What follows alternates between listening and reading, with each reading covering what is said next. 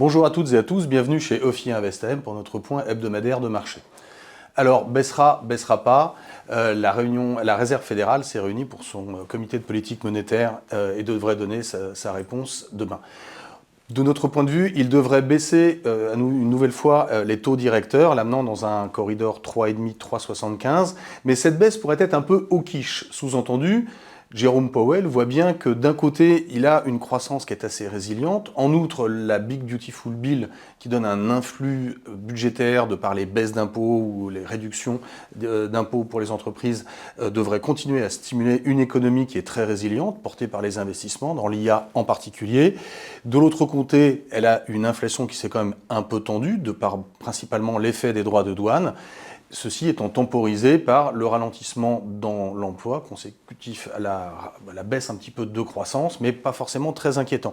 On sent donc une réserve fédérale qui pourrait baisser ses taux d'intérêt de notre point de vue demain soir, et ensuite faire une pause un certain temps pour peut-être reprendre à la baisse des mouvements en 2026. Aujourd'hui, il y a 2 mouvements d'anticipés dans la courbe, c'est à peu près ce qu'on attend. Le risque étant peut-être que la Fed baisse moins que prévu. Maintenant, il y a un certain nombre d'aléas en 2026 qui pourront modifier cette trajectoire. Les taux d'intérêt ne s'y sont pas trompés puisqu'on a un 10 ans américain qui est remonté de 4 vers 4,15, niveau à partir duquel on commence à le trouver attractif à l'achat pour se surpondérer. Effectivement, on a quelques tensions, le programme d'émissions à venir, et côté européen, on a Madame Schnabel qui s'est ouvertement questionnée sur le fait que le prochain mouvement de la Banque Centrale Européenne ne serait pas forcément à la baisse, mais plutôt à la hausse.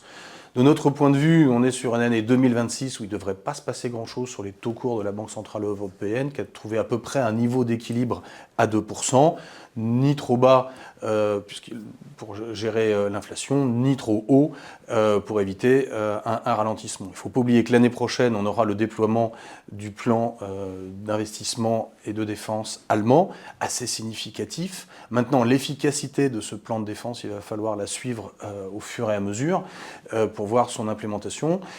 De toute façon, ce qui est absolument certain, c'est qu'on aura un gros programme d'émissions obligataires en Allemagne, et c'est sans doute ce qui a porté le 10 ans américain dans le sillage du 10 ans américain du côté de 2,85, niveau à partir desquels il commence également à se regarder à l'achat, les risques en Europe étant moins sur l'inflation, plus de hausse de taux, mais peut-être plus sur la croissance. Il ne faut pas oublier que l'euro reste fort et qu'on a toujours les droits de douane qui s'appliquent, même si ceci devrait être à peu près digéré. Donc des taux d'intérêt qui se tendent en cette fin de période et qui peuvent se regarder à l'investissement. Du côté des marchés actions, il ne s'est pas passé énormément de choses. Les marchés sont restés assez calmes, après une année certes assez impressionnante. Maintenant, les marchés actions sont un peu plus chers que l'année dernière, mais les anticipations de bénéfices qu'on va attendre sur 2026 en Europe comme aux États-Unis militent pour avoir sans doute des performances assez positives dans un environnement tel qu'il reste comme celui qu'on a connu en 2025, plutôt un cadre à l'assouplissement de la part de la Réserve fédérale, une BCE qui ne bouge pas et une croissance qui reste à peu près à son potentiel, ce qu'on attend en Europe et aux États-Unis. Toutefois, il ne faut pas oublier quelques signaux qui ont aujourd'hui un petit peu changé l'approche qu'on pourrait avoir sur les marchés. D'abord au Japon, où la Banque centrale devrait augmenter ses taux d'intérêt, et la nouvelle Première ministre lançait un plan de relance et d'investissement au Japon. Donc ça, faudra emprunter, donc ça devrait pousser un peu les taux longs à la hausse. Ça peut être positif du point de vue de la croissance, si tout cela n'est pas obéré par le discours de plus en plus nationaliste qui émane du Japon à l'égard de la Chine. Il ne faudra pas que ça en vienne à gripper la machine. Autre signal intéressant, la Royal Bank of Australia, la Banque centrale d'Australie, au lieu de baisser ses taux, comme l'ont fait l'ensemble des banques centrales après la phase d'inflation qu'on a connue, voit un trimestre de croissance assez élevé et pourrait même penser à relever ses taux d'intérêt pour freiner une croissance et donc une inflation qui pourrait revenir.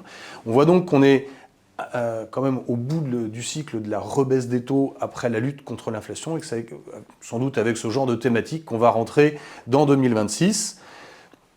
Dernier point à surveiller, on sait qu'on a un changement de patron de la Réserve fédérale en mai 2026. Jérôme Powell devrait céder sa place, nommé par Donald Trump, aujourd'hui encadré, je dirais, dans une liste définie par Scott Bessent, le secrétaire au Trésor, et c'est Kevin Hassett qui tient la corde pour l'instant.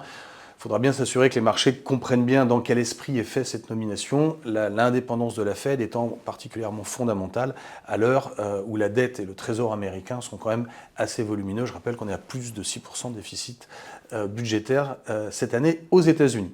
Je vous remercie pour votre attention et je vous dis à la semaine prochaine.